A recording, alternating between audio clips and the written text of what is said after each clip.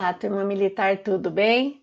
Galera, nós vamos estar fazendo uma gravação aqui desse conteúdo, tá? Por meio aqui dos slides, por quê? Porque esse conteúdo que nós vamos estar iniciando, que é a atividade 11 da sua apostila 3, volume 3, tá?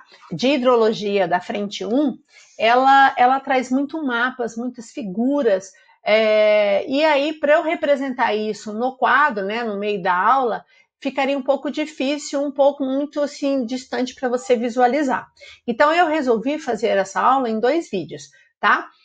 Nós vamos falar agora da hidrologia da parte de água doce e o segundo vídeo, que é a continuação dessa aula, tá? Para não ficar muito extenso, muito cansativo para vocês, é um vídeo de hidrologia só que de água salgada.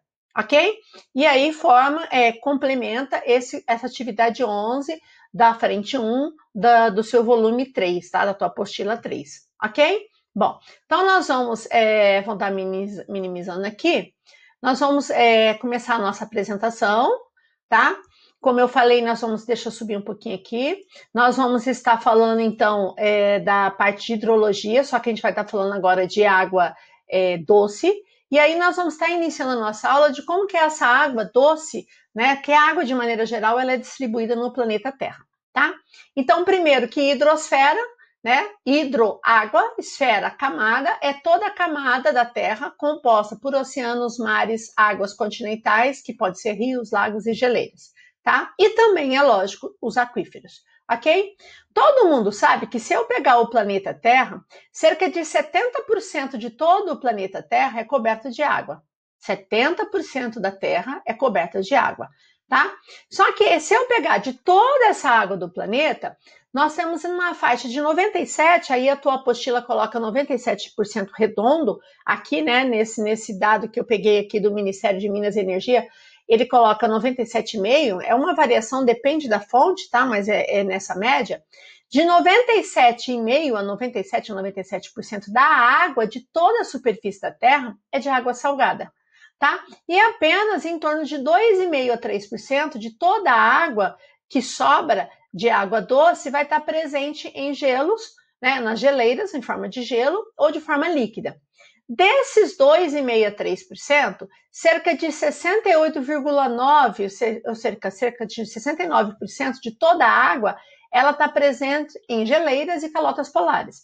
Quando eu falo esse gelo aqui, eu estou falando de neve eterna. Neve que fica no pico de montanha, né, que vai estar boa parte do ano ou o ano inteiro concentrada ali, e nas calotas polares, tanto no Polo Norte como no Polo Sul, ou seja, Ártico e Antártida, tá? E sobra, em média, de 31%, em torno de 30% a 31%, de água líquida, que é essa parte de azul mais escuro.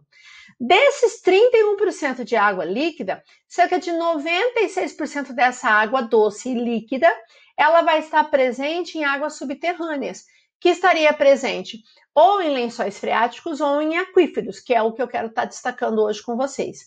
E aí, apenas em torno de 4% que vai ser de águas superficiais, né, que seriam, no caso, córregos, rios e lagos, que é o conteúdo da próxima aula, que ele vai estar falando especificamente dos rios, tá? Dos rios não só mundiais, como rios brasileiros, tá? Bom, nosso foco hoje vai ficar principalmente sobre a água no geral e a água, no caso nesse vídeo 1, da água de aquíferos, ok? Muito bem. Então, 96% dessa água. Mas vocês sabem que toda essa água que é captada para abastecer, toda não, mas a maior parte dessa água que é captada para abastecer a população local, ela vem aqui, ó, dessa água superficial, né? É lógico que nós vamos ver que hoje já é captado água de aquíferos para abastecer grandes centros urbanos aqui no Brasil, ok? Porque já essas águas, né, córregos e rios, ou ela não possui uma quantidade mais suficiente pelo consumo, tá? Ou boa parte dessa água já não está própria para o consumo humano, né? E é bem a questão da poluição que a gente vai ver isso mais para frente. Bom, mas quando você fala em água, nós temos que lembrar do ciclo da água. Esse esquema aqui, ele não é exatamente o mesmo que você tem na tua apostila, porque na tua apostila ele colocou mais a ação humana. Aqui eu estou pegando mais o ciclo em geral, tá? Vocês sabem que a água, ela é um recurso esgotável, porém renovável, né? Por que ela se renova? Porque esse ciclo da água é algo contínuo, tá? Algo contínuo. Então, a água é um recurso esgotável, pode acabar, mas pode ser considerada renovada por causa do ciclo da água. E quando você fala do ciclo da água, a gente está falando de todo o processo, desde transpiração, a evaporação, a condensação, a precipitação e todo o escoamento superficial, que é o popular enxurrada, e infiltração. Então, como é que acontece esse processo? Então, a gente tem, primeiro, transpiração, eu estou falando da transpiração das plantas, né? As plantas, elas transpiram, né? Que nós chamamos de evapotranspiração. Por quê?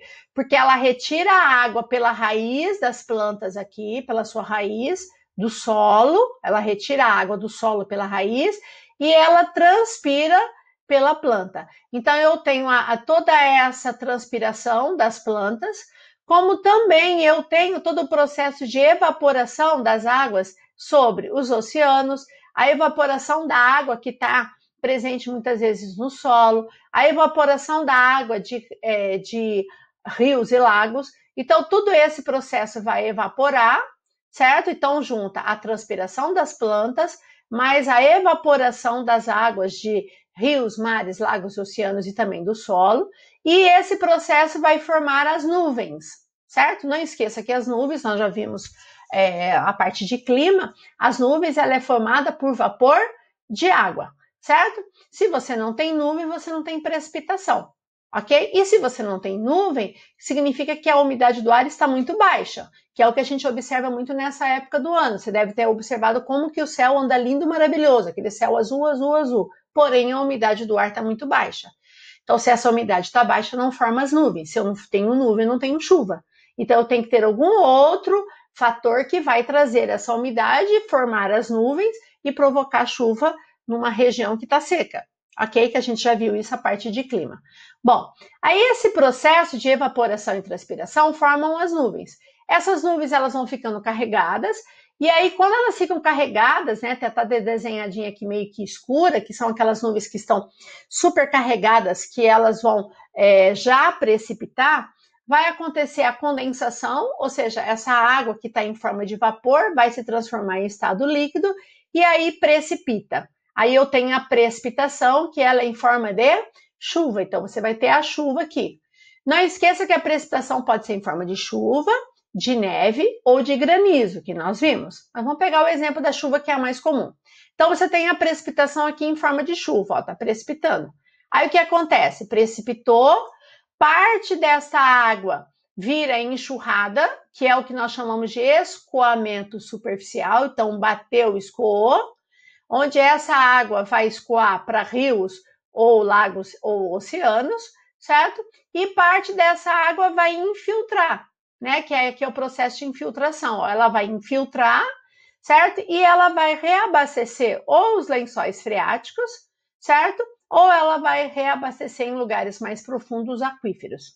Esses lençóis freáticos vão dar origem a nascentes, certo? Que vai dar origem a novos rios, lagos, né? E que esses rios e lagos vão desaguar nos oceanos, certo? Então é um ciclo.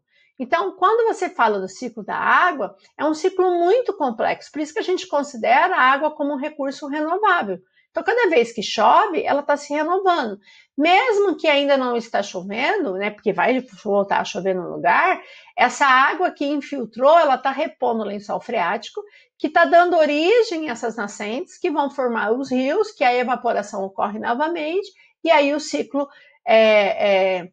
volta, né, fecha o ciclo da água, tá? Então é um ciclo contínuo, certo? Onde você vai ter desde a transpiração das plantas, aí a importância das florestas, por isso que quando você desmata, você interfere no ciclo da chuva, porque você diminui o processo da evapotranspiração, onde a planta retira a umidade do solo pela raiz e transpira pelas folhas, certo?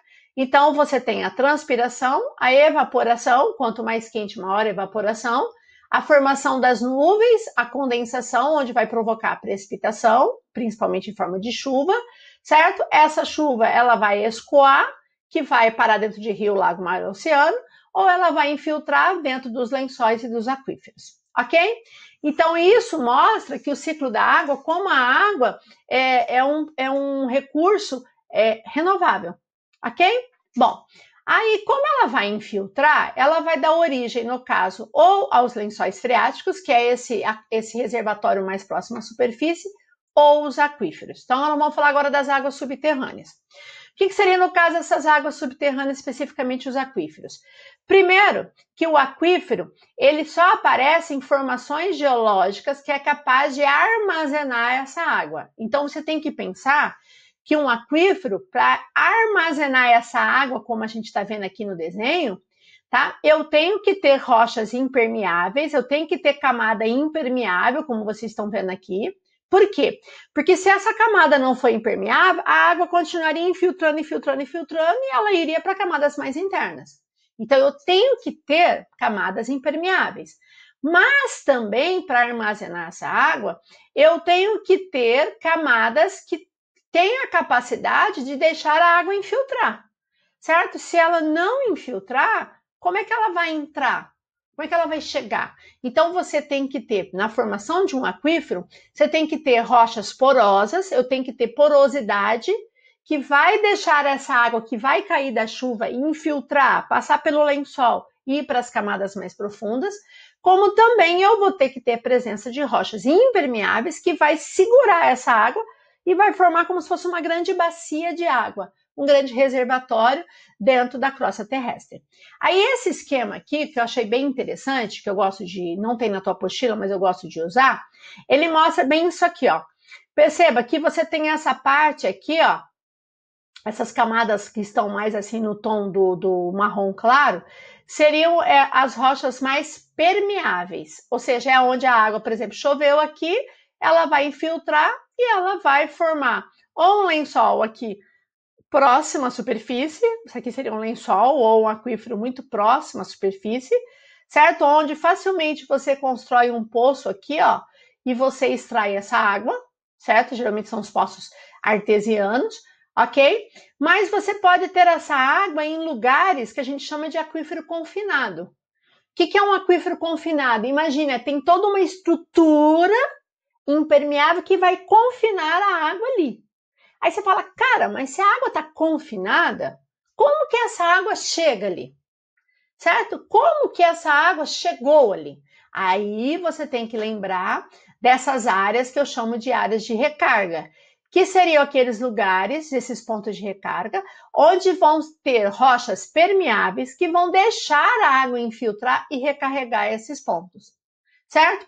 Por isso que quando você fala em ponto de recarga, isso é muito preocupante, porque se eu tiver uma atividade econômica, uma ocupação humana, numa área que é um ponto de recarga, você está favorecendo uma possível contaminação desse aquífero, tá? Então, eu tenho aqui a superfície, essa parte aqui, ó, que está com o tom do marrom, seriam as rochas permeáveis, e aonde você tem esse tom aqui, ó, né, que ele fica um tom bem mais claro, é onde você tem uma camada impermeável, tá vendo? Ó, tem camada impermeável embaixo desse aquífero, você tem uma camada impermeável embaixo desse outro aquífero, que não é confinado, tá vendo? Por que ele não é confinado? Ó, porque a água vai infiltrar aqui, ó, pá, entra aqui. A água infiltrou aqui, ó, pá, chegou aqui. Então, você tem esse lençol freático, que é uma área não confinada. Como ela está mais próxima à superfície, a gente poderia chamar de lençol freático.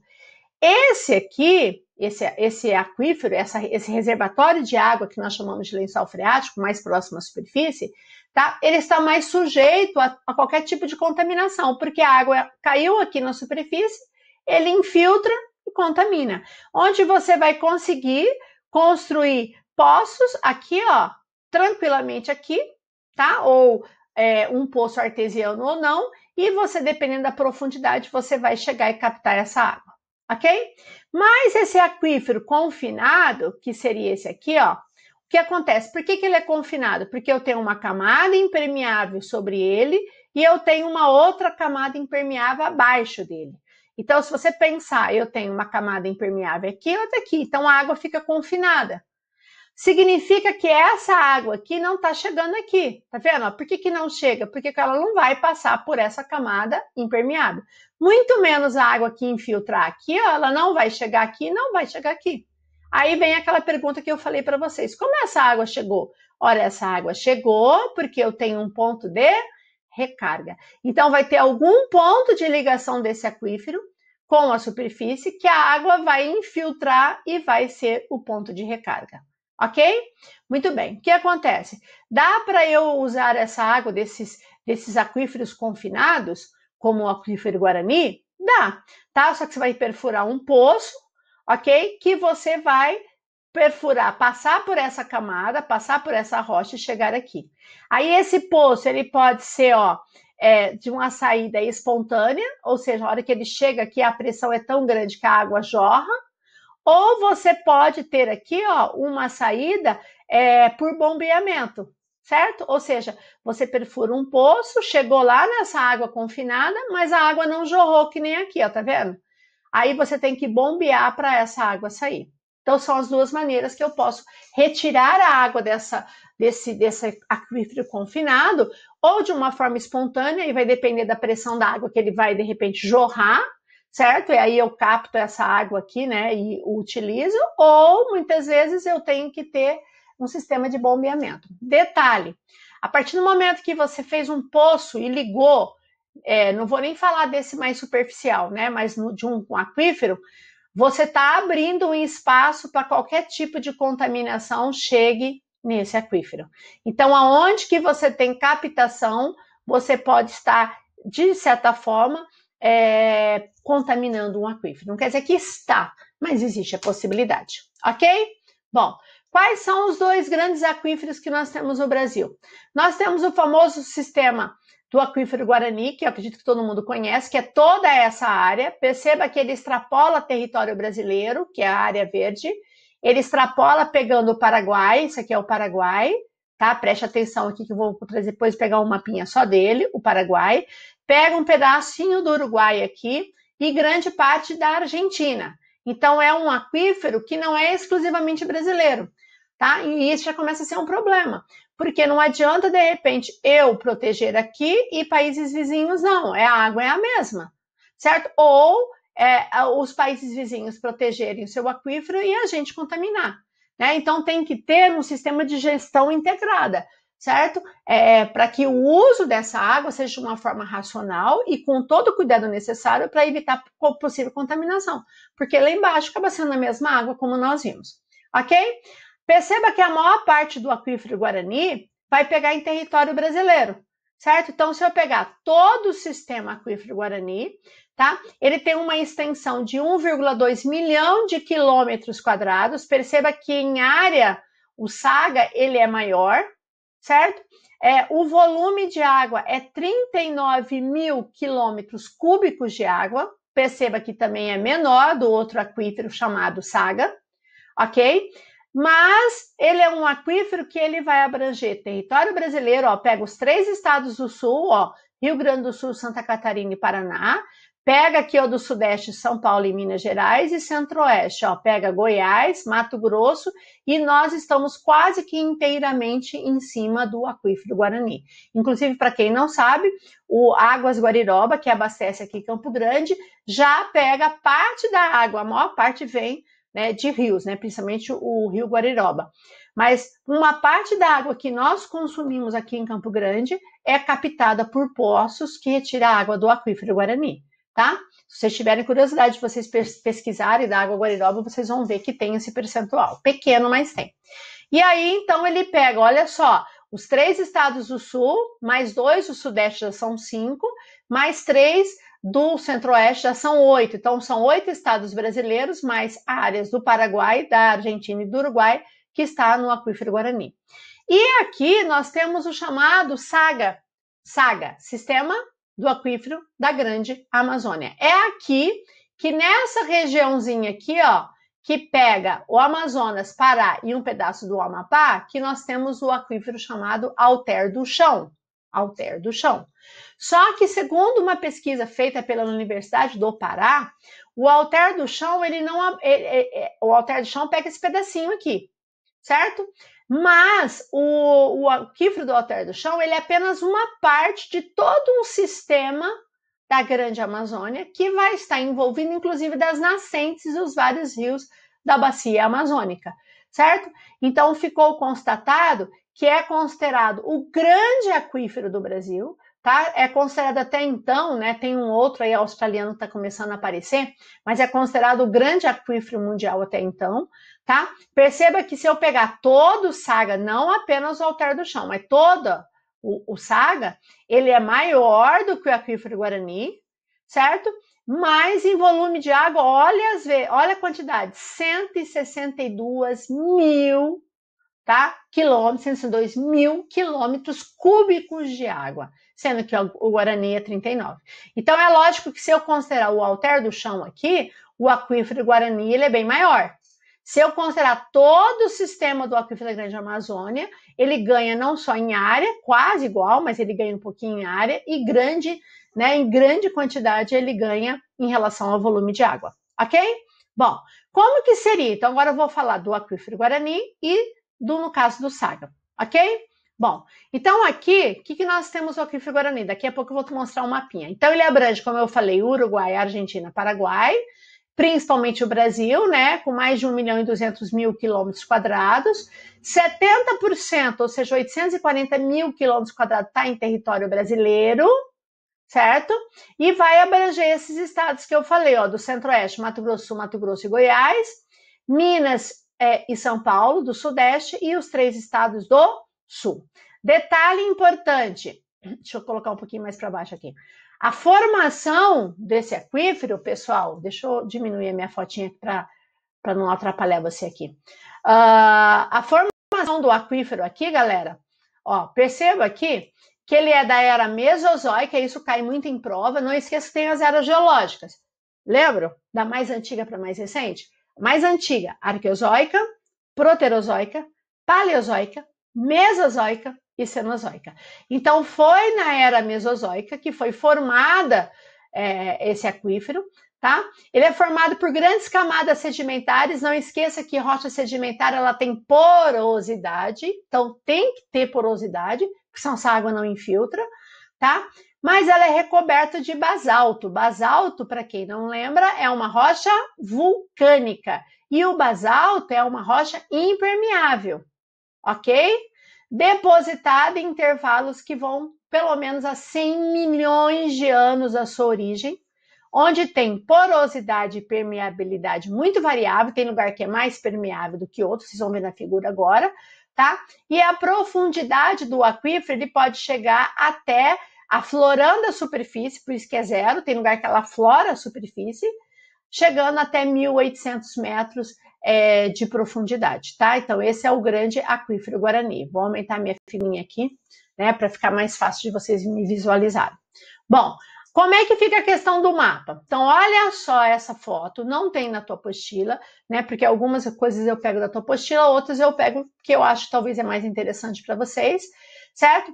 Gente, perceba que aqui ele pega, ó, Brasil, então, ó, Mato Grosso do Sul, tá vendo a divisão do estado? Mato Grosso do Sul, pedacinho de Goiás, sul de Goiás, tá? Um pedacinho aqui do Mato Grosso é pequena parte, do Centro-Oeste nós temos o grande destaque. Aí nós temos Minas Gerais aqui, São Paulo e os 3 estados do Sul. O que seria essa área verde? O que seria essa área em azul? Essa área verde é o sistema do aquífero em confinamento, é a área confinada. Lembra que eu falei? Onde a água fica confinada, que você tem uma rocha impermeável em cima, rocha impermeável embaixo, certo? E essa água, essa área aqui, ó, que ela tá em azulzinho, é a área faz parte do sistema do aquífero Guarani, tá? Só que é a parte que aflora, ou seja, que não está em área confinada, tá? Então perceba que aqui na Argentina ela é confinada, tá? No Uruguai a maior parte é confinada, no Paraguai grande parte dela está sendo aflorada em uma partezinha aqui, ó, que aqui é o Paraguai aqui, ó, tá? No caso, confinada, e a maior parte da bacia do Paraná aqui, ó, dentro do Brasil, está em área confinada. O que isso tem a ver? Isso tem a ver com a qualidade da água. Então, a qualidade da água, tá? Aonde que fica melhor a água para o consumo humano, tá? Fica nos bordos, né? No afloramento, ou seja, nas bordas, nessa região em azul, certo? Aí as maiores áreas com água de boa qualidade vai pegar quem, ó? São Paulo, tá vendo aqui, ó, São Paulo, olha só, principalmente o interior de São Paulo, oeste paulista, que se usa muito aqui já. O Rio Grande do Sul, dá uma olhada, o Rio Grande do Sul é muito privilegiado com essa água de boa qualidade, porque está na área de afloramento. Santa Catarina e Paraná já é menorzinho, ó, tá vendo? Ó, Paraná e Santa Catarina é pequenininho, certo? Minas Gerais, pequenininho também, que pega só essa parte aqui, perdão. Minas Gerais nem tem. Goiás, que é pequenininho em Mato Grosso, e o Mato Grosso do Sul. Então, perceba que a melhor água, de melhor qualidade do aquífero, vai pegar no Brasil, Mato Grosso do Sul, São Paulo e Rio Grande do Sul. E no Paraguai, olha o Paraguai, grande parte do aquífero Guarani no Paraguai é nessa área azul, que é onde ele aflora. É lógico que isso aqui é importante também, dizer que você tem a melhor água, ok? Porém, tem um problema. Como ela está aflorando, está mais próxima à superfície, ela não está confinada, ela está sujeita à contaminação. Esse é um problema. Essas áreas aqui que estão confinadas, elas estão mais, vamos dizer assim, é mais difícil uma contaminação. Não quer dizer que não possa ocorrer, mas por estar confinada, ela fica como se fosse uma água mais protegida, tá? E aí, aqui para Mato Grosso do Sul, tem uma coisa importante que a gente tem que falar, que nessa região aqui ao norte, aqui, ó, e nessa região toda ao norte, né, é a região de São Gabriel, Sonora, que é a região de Chapadão, é uma região agrícola.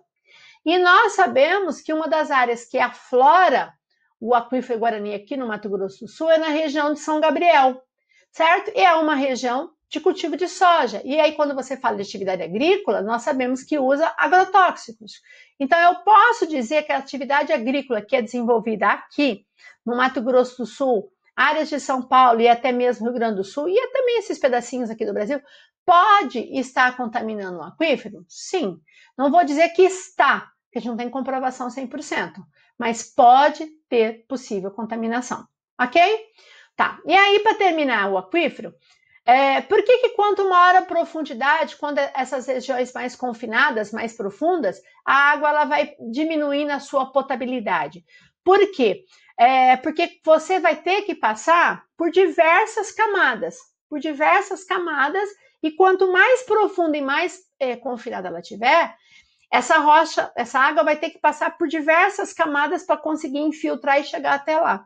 E aí, como ela vai passando por diversas camadas rochosas, ela vai pegando vários minerais, muitas vezes, e ela vai diminuindo a potabilidade dessa água. Porém, como eu falei para vocês, tá? Ela vai estar mais protegida de uma possível contaminação. Ok? Então, o aquífero Guarani pega predominantemente no Brasil, mas vai pegar Paraguai, Argentina e Uruguai. Brasil são os 3 estados do sul, São Paulo e Minas, Goiás, Mato Grosso e no centro-oeste, principalmente Mato Grosso do Sul. Ok? Gente, aquífero Guarani cai bastante, tá? Em provas aqui, então fiquem atentos, porque São Paulo já capta água, a região de Ribeirão Preto, por exemplo, capta água do aquífero para o abastecimento da população do estado de São Paulo, ok? E outros vários municípios. Vamos lá, outro aquífero. Lembra que eu falei que o Alter do Chão faz parte da SAGA, Sistema do Aquífero da Grande Amazônia. O Alter do Chão, ele pega essa área aqui assim, ó, tá? Ele pega aqui, ó, Amazonas, Pará e pega uma parte do Amapá. Então, o Alter do Chão, ele pegaria essa área aqui assim, ó, mais central. Para quem não sabe, chama esse nome Alter do Chão, porque é uma praia que tem aqui no estado do Pará, certo? Nessa região aqui, então chama aquífero Alter do Chão. Mas quando fala Alter do Chão, ele pega só esse pedacinho.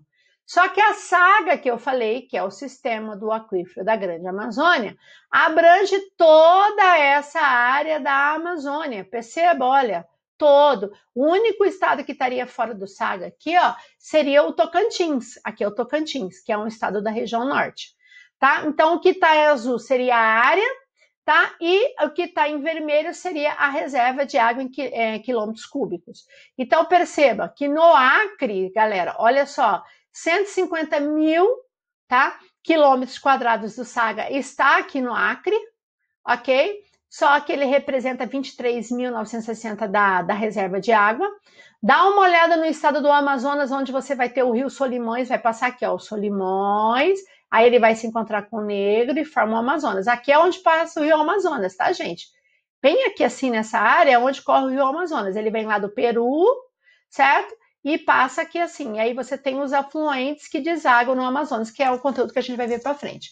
Então eu tenho aqui, ó, o sistema do Saga dos Solimões, olha lá em área, 600 mil é o maior, seguido aqui, ó, no caso da bacia do Amazonas, mas perceba que ele perde aqui, ó, em quantidade de água, tá? Esses dois seriam grande importância. E aqui na região da Ilha de Marajó, apesar da área ser pequena, olha só, 74 mil, tá, quilômetros cúbicos de água, tá aqui, ó, na Ilha de Marajó, que é a foz do rio Amazonas. Perceba, pessoal, que ele pega toda essa área do Amazonas, ok? Detalhe que você não pode esquecer, que a gente vai ver mais para frente. Tem vários rios da Amazônia, que formam a bacia amazônica, que vem aqui do entorno aqui, inclusive da região dos Andes, ok? Então, essa aqui seria a área do Saga. Não esqueça que o alter do chão estaria mais especificamente aqui, tá? Bom, então o Saga está posicionado na bacia do Marajó, tá? Lá na foz, né, do Pará, na bacia do Amazonas, Solimões, no estado do Amazonas e do Acre, chegando às bacias subandinas, porque tem vários afluentes que vêm da região dos Andes. Esse aquífero abastece já a cidade de Santarém, no Pará, quase totalmente a cidade de Manaus, capital do Amazonas. Então já é usado para captação da água. Um problema, principalmente aqui no Pará, que não existe saneamento básico. E como esse aquífero já foi comprovado que ele está muito mais próximo à superfície, é diferente do Guarani, que ele está em áreas muito confinadas, ele está muito próximo à superfície. E aí o que acontece? Ele está muito sujeito à contaminação. E aqui na região do Santarém, no Pará, não existe saneamento básico. Então existe uma grande possibilidade de estar tendo ou ocorrendo uma possível contaminação na região do alter do chão. Tá? Esse aquífero tem uma grande espessura e tem uma grande acumulação de volume de água. Aí você não pode esquecer que por que ele tem grande volume de água? Por que ele tem tanta água armazenada? Porque nós já vimos, a região norte é uma região que tem uma grande pluviosidade, tá? Aqui, ó, pluviosidade, ok? Por causa, no caso do clima equatorial que nós já vimos, e eu tenho a floresta amazônica que transpira muito e favorece o ciclo das chuvas na região, como nós já vimos também, ok? Então, esses seriam os dois grandes aquíferos, que é muito importante vocês terem essa visão. Por isso que eu preferi fazer aqui, gente, porque se eu fosse apenas colocar, você não teria essa parte visual no mapa. Tranquilo? Bom, como que essa água é distribuída no Brasil? Então, o Brasil, vocês sabem que o Brasil é muito privilegiado em relação à água, né? O Brasil está entre os países de grande quantidade de água doce, principalmente nos seus aquíferos. Então, nós temos aqui, ó, o alter do chão aqui, pega todo o Saga aqui. Nós temos o aquífero Guarani aqui no centro-sul do Brasil. Porém, o que esse mapa aqui é bastante interessante, que ele é eu usei da ANA, que é a Agência Nacional das Águas aqui do Brasil, né? Que ele fala como que essa água está distribuída. Então, onde você tem os homenzinhos aqui, seria onde é a concentração do percentual de população, e aonde você tem a gotinha, o percentual de disponibilidade de água. Perceba que nós temos 68% de toda a água doce do Brasil está concentrada na região norte. Ó, 68%. Porém, não tem nem 9% da população brasileira. Então, é muita água para pouca gente. Aí, o segundo lugar que eu tenho uma grande concentração de água, disponibilidade de água, é a região centro-oeste. Olha aqui, centro-oeste. Até mesmo você tem que pensar que aqui nós temos os rios. Quando eu estou falando de água doce, estou falando de rios, lagos e aquíferos, ok? Então, aqui você tem rios e até mesmo aquífero. E aqui eu tenho muitos rios. O centro-oeste é um divisor de água. 16% da água está aqui no centro-oeste. Só que, olha só, vocês devem saber que o centro-oeste é a quinta região mais populosa. Nós perdemos para a região norte, tá? Primeiro é sudeste, depois nordeste, depois sul, depois norte, depois centro-oeste. Então, ó, 16% da água, mas não tem nem 8% da população. Então, gente, se vocês pegarem aqui, ó, 68 mais 16%, Gente, nós vamos ver que mais de 80% da água está presente, tá? Na região norte e centro-oeste, mas dá uma olhada, né? Em torno de 16%, menos de 20% da população. Aí, se você for ver, qual é a terceira região que tem mais água? O sul, 7% de água disponível de água doce, mas tem 14% da população. Aí depois vem sudeste, 6% com 40%, quase 42% da população brasileira. Nordeste, até mesmo pelo clima semiárido, 3% dessa água com 27%. Então, se você pegar 7 mais 3, 10, 6, 16. 16% de toda a água doce disponível do Brasil está localizado nas 3 regiões que concentram, pessoal, mais de 80% da população. Então, a distribuição da água no Brasil ela é muito irregular. E detalhe, boa parte dessas regiões como o Sudeste, esse percentual de 6%, boa parte dessa água está contaminada. Aí você vê que quando tem um problema, por exemplo, de chuva, como aconteceu alguns anos atrás em São Paulo, que não reabastece os reservatórios, você tem uma escassez total de água, você não tem aonde pegar água, ok? Bom, e aí eu coloquei dado para vocês, de cada 100 litros de água tratada no Brasil, somente 63 litros são consumidos. E os 37 litros são perdidos. Galera, dá uma olhada, de cada 100 litros de água que é captada e tratada no Brasil, 63% é usado, 37% de desperdício. 37 litros, tá? Aí o que acontece? As perdas, elas vão ocorrer aonde? Elas vão ocorrer desde vazamento, que é absurdo, que já foi comprovada a quantidade de água que vaza no subsolo, de sistema de canalização antiga, aqueles tubos antigos, esses canos antigos que já foram perfurados, ou pelo atrito, pelo peso, que não foi trocado. Então, você tem um desperdício absurdo de vazamento em ligações. As ligações irregulares, nem preciso dizer, certo? Ou que não é medido, ou que é roubado, ou que tem uma medição incorreta, certo? Bom, e aí vem um detalhe. Aonde que a nossa água ela é consumida? Tá? Segundo também a Agência Nacional da Água, 2012, fala, são 8 anos, mas isso aqui não muda muita coisa, tá? A água no Brasil, ela é consumida, 72% de toda a água consumida, ela é consumida na agricultura. Com certeza você sabe disso. E essa atividade agrícola, que é responsável por 72% desse recurso hídrico, ele utiliza essa água em principalmente sistema de irrigação, que é um desperdício absurdo, tem sistema de irrigação que desperdiça muita água, tá? E também na atividade ou agrícola ou da criação de gado. Então, 72% dessa água é agricultura. Depois, 11% é consumo animal. Então, se você pegar aqui, ó, 72 mais 11 dá 83% da agropecuária, de toda a água usada no Brasil. Apenas 9% que é usado por nós aqui na cidade, 7% nas indústrias, onde a indústria têxtil desperdiça muita água, e 1% de consumo mesmo da população no campo. 1%. Tá? Então, 83% é em atividade agropecuária, que é o lugar que mais desperdiça. Aí vem aquela coisa, cara, mas toda vez que se fala de desperdício de recurso hídrico, cai em cima de quem? Em cima de nós, do consumo em casa. Você não pode desperdiçar água, fecha a torneira, tome banhos rápidos, parará, né? Porque ele vai abranger a maior parte da população que vive na cidade urbana. Mas nós temos que saber que o maior consumo e desperdício de água ocorre na zona rural. Ok? Bom, pessoal, então vamos voltar aqui.